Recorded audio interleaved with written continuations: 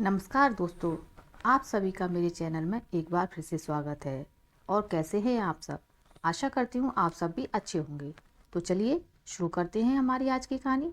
हमारी आज की कहानी है हायबंद और जौहरा खातून। बहुत दिनों पहले की बात है। एक बहुत ही अमीर सौदागर बहुत दुखी रहता था क्योंकि उसके कोई बेटा नहीं था। वह यही सोचता रहता था कि कौन उसका नाम आगे चलाएगा, कौन उसका व्यापार संभालेगा, वह किसको अपना इतना सारा पैसा देकर जाएगा। ऐसे ही सवाल उसके दिमाग में हमेशा घूमते रहते थे और उसकी नाउम्मीद आत्मा से एक ही दुख भरा जवाब बार बार आता, मेरे कोई बेटा नहीं है, मेरे कोई बेटा नहीं है। उसने बताए गए समय पर बहुत प्रार्थनाएं की और बहुत उपवास भी किए। उसने बताई गई चीज़ों के बहुत दान दिए, पर ऐसा लगता था जैसे भगवान की कृपा दृष्टि उसके ऊपर थी ही नहीं। उनके कान उसकी तरफ से खुले ही नहीं थे। भगवान जो सोचता है वह आदमी के सोचने से मेल नहीं खाता।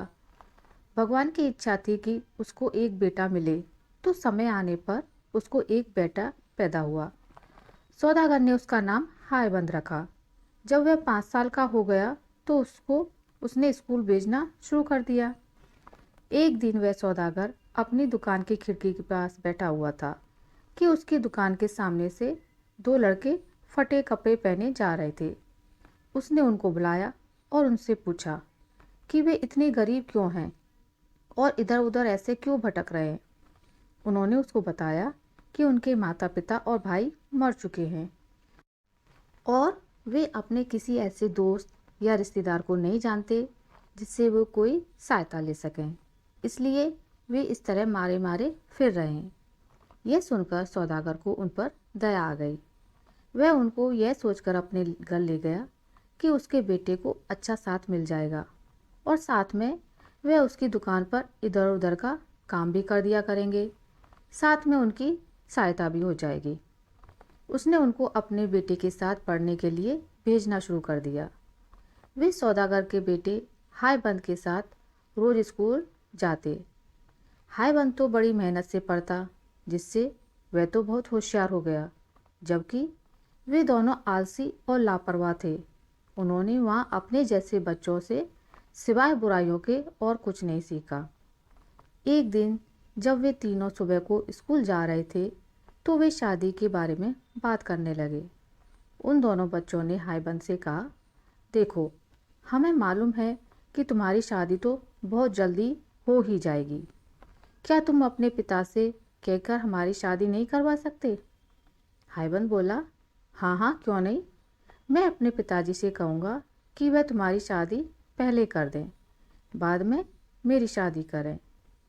इसके कुछ समय बाद ही सौदागर ने शादी कराने वाले को कई जगह भेजा कि वह किसी अमीर परिवार की कोई सुंदर पढ़ी लिखी होशियार लड़की देखकर आए। लड़की देख ली गई और हायबंद की शादी तय हो गई।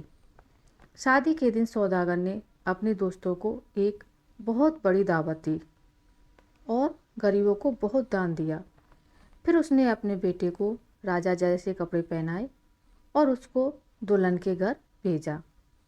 दोनों नीच लड़कों को इस बात का पता था, तो वे उससे पहले ही उसकी ससुराल पहुंच गए और दुल्हन के माता पिता को बरगलाने लगे कि हायबंद कुछ पागल सा है, आप किससे अपनी बेटी की शादी कर रहे हैं। यह सुनकर वे दोनों बहुत दुखी और नाराज हुए। यह बात अगर उनको कुछ पहले पता चली होती तो उन्होंने सगाई तोड़ दी होती, पर अब वे क्या करें।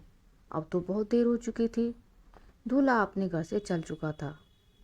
इधर वे दोनों लड़के फिर हायबंद से मिलने के लिए जल्दी से चलकर वापस आए और उसको दवा मिले हुए कुछ फल खाने पर मजबूर किया। वह उन फलों को खाकर बिल्कुल बेवकूफ़ सा दिखाई देने लगा। इसके बाद वह तुरंत ही सौदागर के पास उसके घर गए और आंखों में आंसू भरकर बोले कि वह लड़की जिससे वह भाईबंद की शादी कराने जा रहा है, वह तो एक राक्षसी है और आदमियों को खा जाती है। हायबंद का पिता यह सुनकर सोच में पड़ गया। अब वह क्या करे। शादी की घड़ी नज़दीक आ रही थी और सब लोग दूल्हे के इंतजार में थे।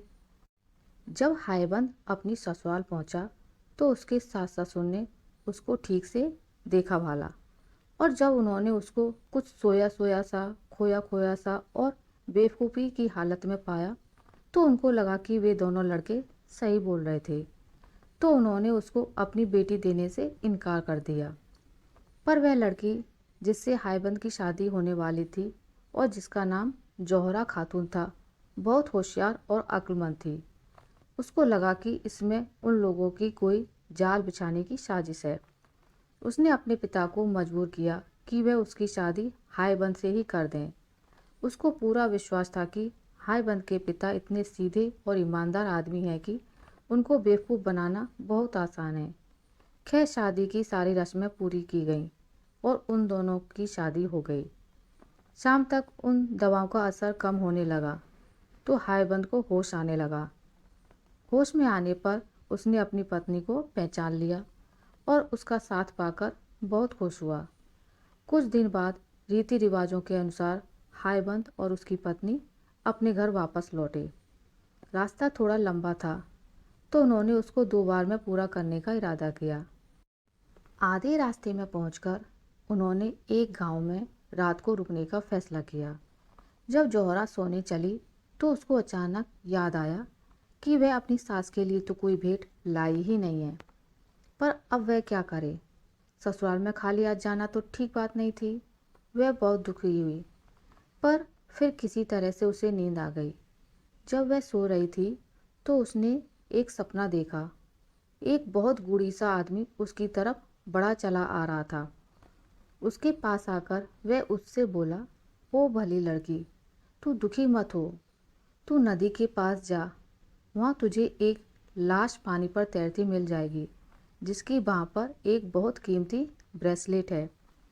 तू उस लाश को पुकारना तो वे तेरा कहना मानेगी और तेरे पास आ जाएगी। तू उसका वह ब्रेसलेट उतार लेना और अपनी सास को दे देना। यह अजीब सा सपना देखकर उसकी आंख खुल गई। वह तुरंत उठी और नदी की तरफ चल दी।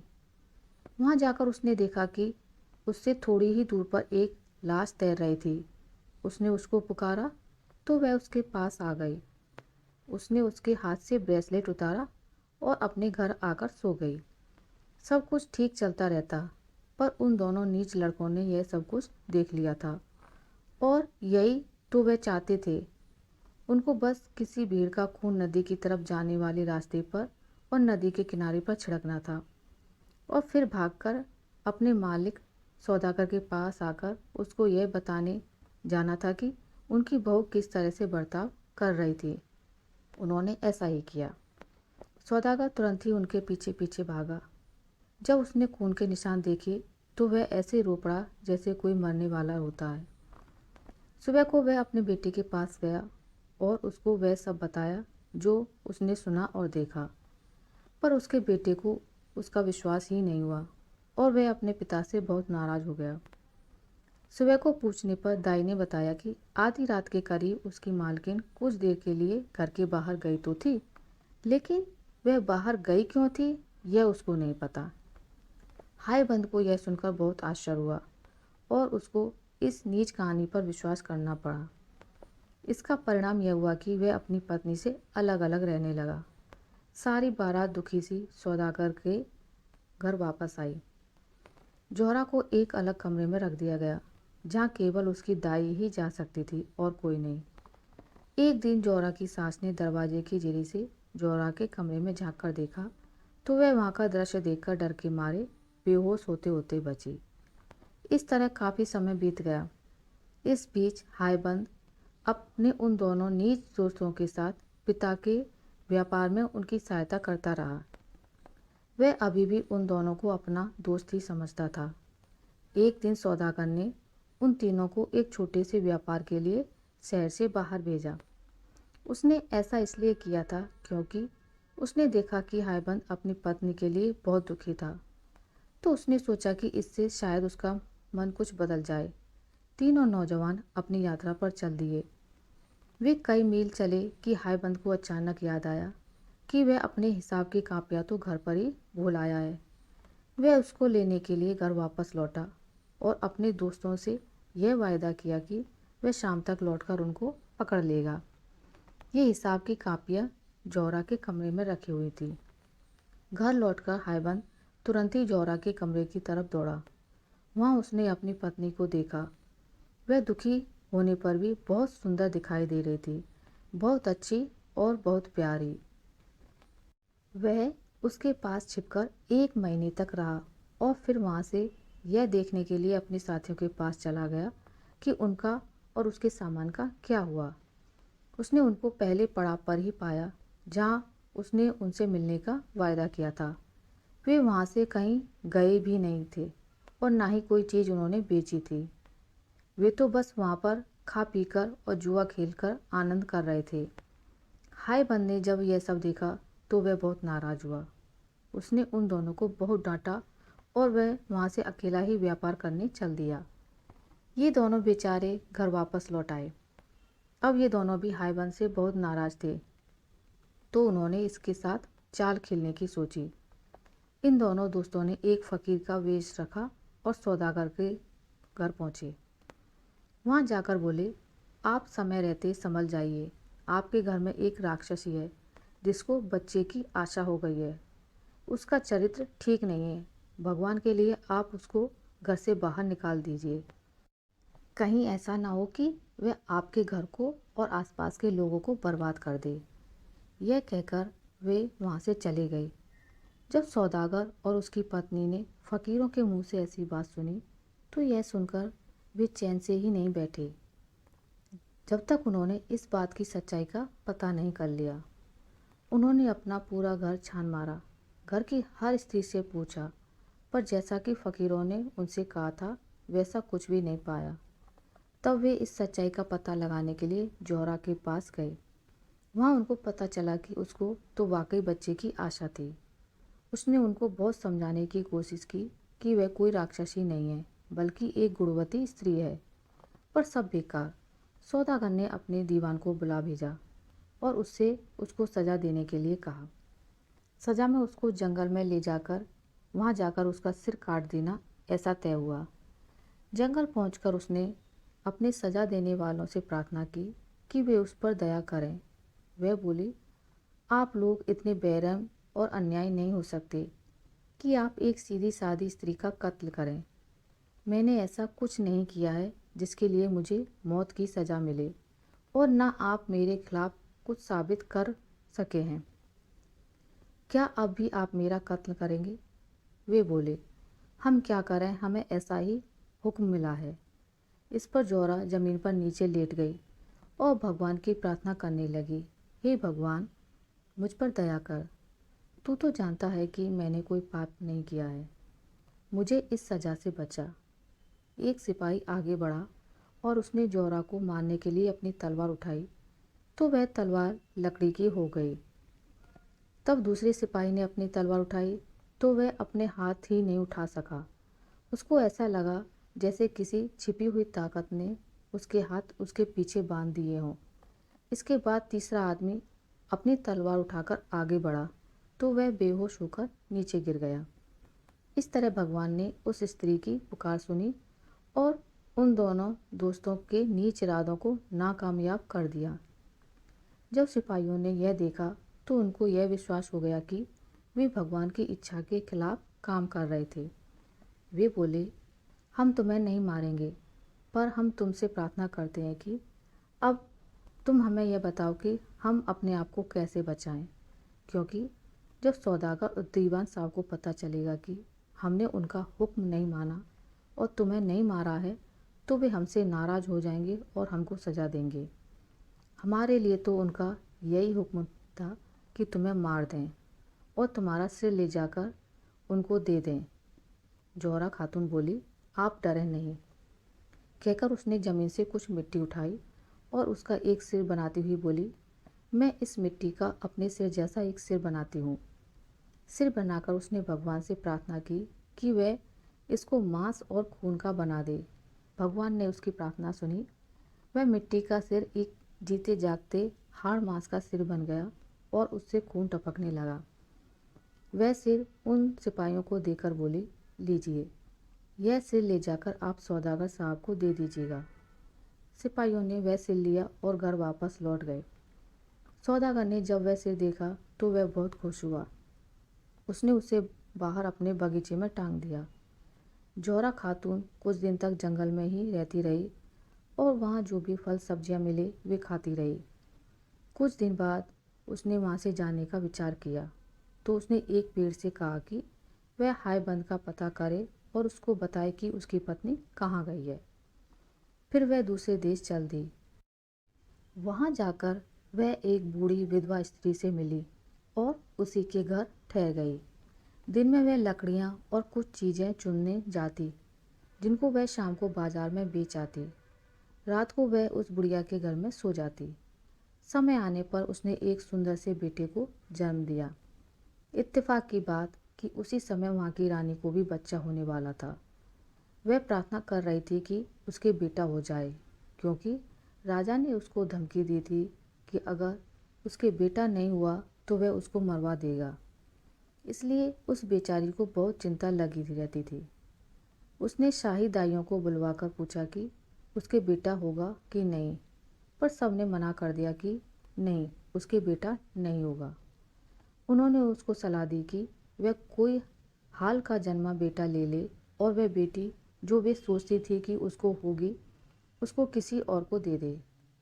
रानी ने उनकी सलाह मान ली और एक नए जन्मे लड़के को ढूंढने के लिए सब जगह उसने दूत भेज दिए।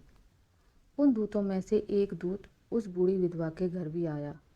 उसने जब वह नया जन्मा बेटा वहाँ देखा तो उसने रानी के लिए उसको उसे बेचने की प्रार्थना की। वह बुढ़िया बहुत लालची थी तो वह राजी हो गई।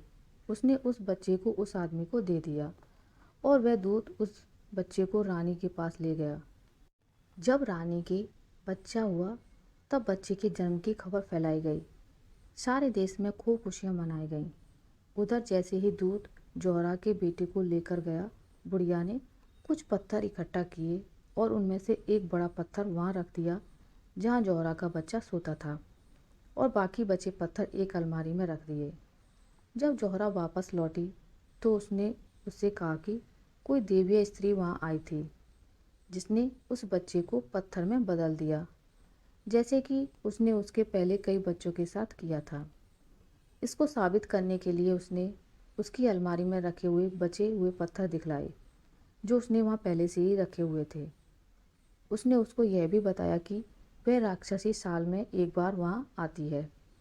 बेचारी जौहरा खातून अपने बच्चे के इस तरह खो जाने पर बहुत दुखी हुई, बहुत रोई। पहले तो उसका पति चला गया और अब उसका बच्चा भी चला गया। वह तो बस अब मरना चाहती थी। यह दुनिया उसके लिए बहुत ही खराब और मुश्किल वाली लगी। वह अब किसके लिए जिए? उसकी ज़िंदगी दूभर हो गई थी। वह बस दिन में लकड़ी और फल जैसी चीज़ें इकट्ठा करके लाती और रात को उस नीच बुढ़िया के अजीब से घर में लौट आती जिसमें उसको बिल्कुल भी आराम नहीं मिलता था। इस बीच उसका बेटा यानी राजकुमार बड़ा होता रहा। वह एक बहुत ही चतुर और गुणी नौजवान बन गया। अपना काम करते समय अक्सर वह इस बुढ़िया विधवा के घर के पास से गुजरता। एक दिन शाम को जब वह उस बुढ़िया के घर के पास से गुजर रहा था तो उसने जौहरा को देखा जो अपना दिन का काम खत्म करके घर लौट रही थी। वह उसकी सुंदरता देखकर चकित रह गया। उसने यह भी देख लिया कि वह कहाँ रहती थी। जब वह महल लौटा तो राजा के पास गया और उस स्त्री से शादी करने की प्रार्थना की। राजा ने कहा कि वह उसके बारे में सोचेगा। उसने जौहरा खातून को अपने महल में बुलवाया। वह खुद भी उसकी सुंदरता और सीधेपन से बहुत प्रभावित हुआ। उसने उससे अपने बेटे के प्यार की बात बताई और उससे पूछा कि क्या वह उससे शादी करना पसंद करेगी। इस पर उसने जवाब दिया कि वह तो पहले से ही शादीशुदा है। उसको यह भी पता नहीं कि उसका पति जिंदा है या मर गया। वह फिर बोली कि अगर उसको अगले 6 महीने तक अपने पति की कोई खोज खबर ना मिली तो वह राजकुमार से शादी कर लेगी। राजा ने उसकी बात मान ली और इस तरह से यह मामला कुछ दिनों के लिए टल गया। कई साल तक हायबंद व्यापार के उद्देश्य से दुनिया में देश देश घूमता रहा। आखिर इसी समय के आसपास वह एक बहुत ही अमीर आदमी बनकर अपने घर लौटा। उसने सोचा था कि उसको अपनी पत्नी अपने घर में ही मिल जाएगी, क्योंकि अब तक वह अच्छी साबित हो गई होगी और उसके घर वालों ने उसको स्वीकार कर लिया होगा। लेकिन जब उसको घर आकर यह पता चला कि उसकी पत्नी के साथ क्या हुआ है, उसने अपने माता पिता से पूछा कि उसको मारने वाले उसे किधर लेकर गए थे और कहाँ उन्होंने उसके बेरहम हुक्म का पालन किया था। उन्होंने उसको सब बता दिया, तो उसने उसी समय अपनी कुछ चीज़ें बांधी और उसी दिशा में चल दिया जहाँ उसको उसके मारने वाले लेकर गए थे। भगवान की कृपा से वह उसी जंगल में आ पहुंचा जहाँ जोरा को मारा जाने वाला था, और उसी पेड़ के पास पहुंच गया जिससे जोरा ने अपने पति को अपने बारे में बताने के लिए कहा था। पेड़ बोला, तुम्हारी पत्नी मरी नहीं है, तुम्हारी पत्नी तो जिंदा है। जो सिर तुम्हारे पिता के पास ले जाया गया था वह तुम्हारी पत्नी का सिर नहीं था। तुम तुरंत ही फला फला देश चले जाओ, वह तुम्हें वहीं मिल जाएगी जिसे तुम ढूंढ रहे हो। जाओ, भगवान तुम्हारी रक्षा करे। कुछ दिनों की यात्रा के बाद हायबंद उस देश पहुंच गया, और एक सुबह जब वह उस देश के मुख्य शहर के बाजार में घूम रहा था, तो उसने कुछ स्त्रियां उस बुढ़िया के घर कुछ सामान ले जाती हुई देखी। उसने उनसे पूछा, यह सामान किसके लिए है और इसे तुम लोग कहाँ लेकर जा रही हो? उनमें से एक स्त्री ने उसको बताया कि वहाँ एक स्त्री रहती है जिसका नाम जौहरा खातून है। उसकी शादी यहाँ के राजकुमार से होने वाली है। वे ये सामान उसी की शादी के लिए लेकर जा रही हैं, क्योंकि वह बहुत गरीब है, इसलिए राजा ने उसकी शादी के लिए कपड़े और गहने भिजवाए हैं। वह कुछ साल पहले किसी दूसरे देश से यहाँ आई थी। यह सुनकर हायबंद ने उस स्त्री को अपना नाम लिखी एक अंगूठी दी और उसने प्रार्थना की वह उसे उसको दे दे। वह उनके साथ उस घर के दरवाजे तक जाएगा और बाहर उसके जवाब का इंतज़ार करेगा। उस स्त्री ने ऐसा ही किया। जोरा ने तुरंत ही हायबंद की अंगूठी पहचान ली। वह दौड़ी दौड़ी बाहर आई और बहुत दिनों से खोए हुए अपने पति से मिली। यह खबर तुरंत ही महल भेज दी गई कि उसको उसका पति मिल गया है। राजा यह सुनकर बहुत नाउम्मीद हुआ, पर राजकुमार तो बिल्कुल पागल सा ही हो गया। वह अपने पागलपन में दौड़ा दौड़ा जोहरा के घर गया और अपनी पूरी कोशिश की कि वह उसके साथ उसके महल चले। पर जैसे ही जोहरा ने उसे देखा तो वह उसको तुरंत ही पहचान गई कि वह उसका बेटा है। सब कुछ साबित हो गया। रानी ने स्वीकार कर लिया कि वह उसका बेटा नहीं था। बूढ़ी विधवा ने भी स्वीकार कर लिया कि वह बच्चा उसने राजा के आदमियों को बेच दिया था। उस दूत ने भी स्वीकार कर लिया कि वह राजकुमार को उस बुढ़िया के घर से खरीद कर ले गया था। पर इन सब के अलावा जो सबसे बड़ी बात थी वह यह कि राजकुमार की शक्ल अपने माता पिता से बहुत मिलती थी। राजा ने जब यह सब सुना तो वह बहुत गुस्सा हुआ। उसने तुरंत ही अपनी रानी को देश निकाला दे दिया और उस बूढ़ी विधवा को मरवा दिया। हायबंद और उसकी पत्नी अपने बेटे के साथ अपने देश वापस लौट आए, जहाँ वे बहुत दिनों तक खुशी खुशी रहे। तो दोस्तों, आपको मेरी आज की कहानी कैसी लगी मुझे कमेंट करके ज़रूर बताइएगा। अगर आपको मेरी कहानी अच्छी लगी है तो इसे लाइक करें, ज़्यादा से ज़्यादा शेयर करें, और अगर आप मेरे चैनल पर नए हैं तो इसे सब्सक्राइब करना ना भूलें। मिलते हैं एक नई कहानी के साथ, तब तक के लिए नमस्कार।